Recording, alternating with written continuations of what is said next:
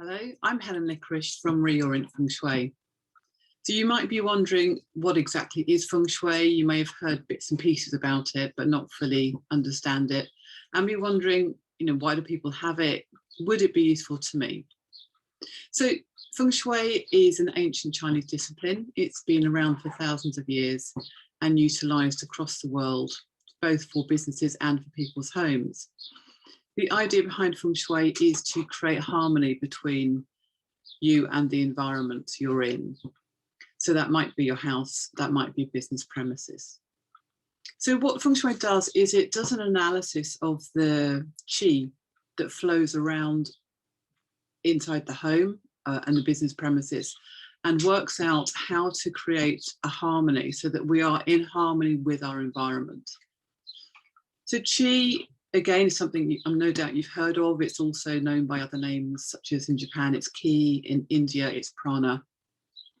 And it's the life force, if you like, that allows the universe to exist in the way it does. Without qi, there is no life. So it flows throughout the whole of the cosmos. So it's in the heavens, the universe up there, the great up there. It's on the earth. It's in all living beings, creatures, humans, us. It's also within inanimate objects. Strange though perhaps that might sound to you, perhaps it doesn't. The rocks or the things that we think don't move. And even within the inanimate aspects, the subtle ones such as light, sound, thought, there's qi within all of that.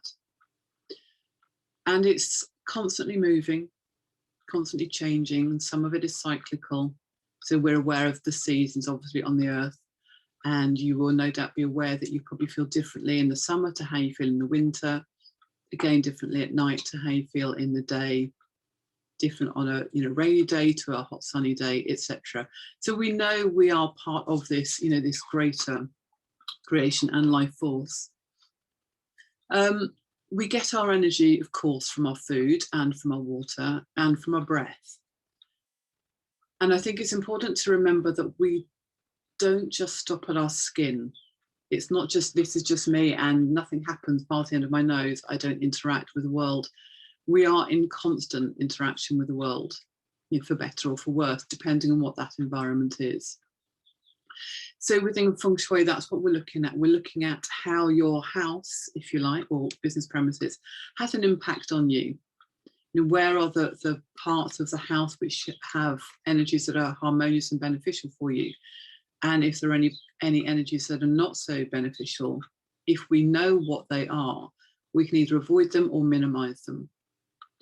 So within Feng Shui, we recognize that there are different, not just amounts of qi, but qualities of qi, and that these different qualities are attributed to different sorts of activities, if you like.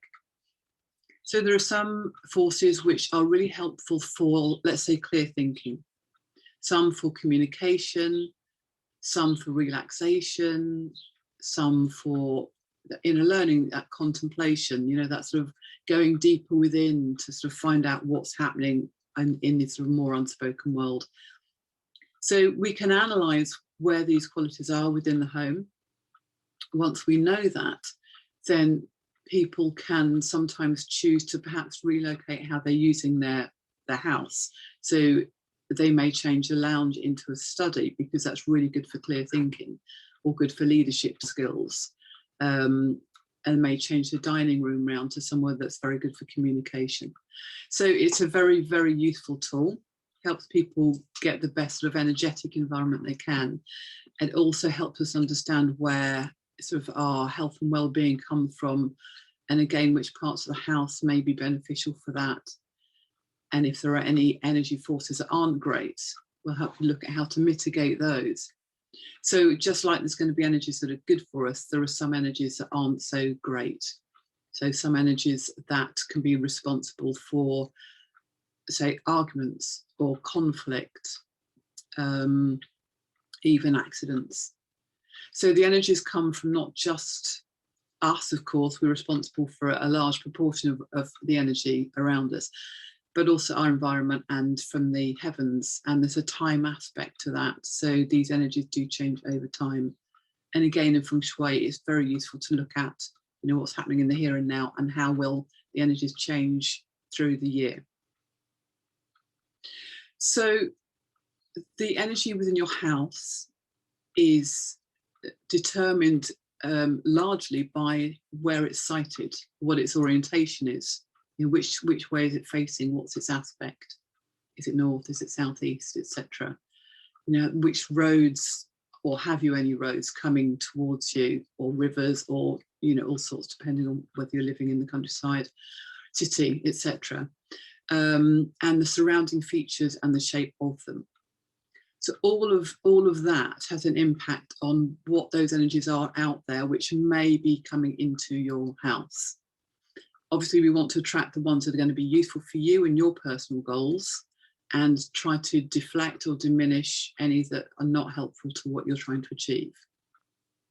So in summary, what we do is kind of work out the energetic template of your house, what's possible, what's worth trying to reduce, so that you get the maximum potential from all those, the beautiful, the helpful, the harmonious, the healthy energies, and decrease those that aren't. So if that sounds something you're interested in and you would like to investigate more, you know where I am. So please just get in contact with me. We can have an initial chat and see what you'd like to achieve from that. Yeah, so contact me, phone, email, whatever you like. Okay.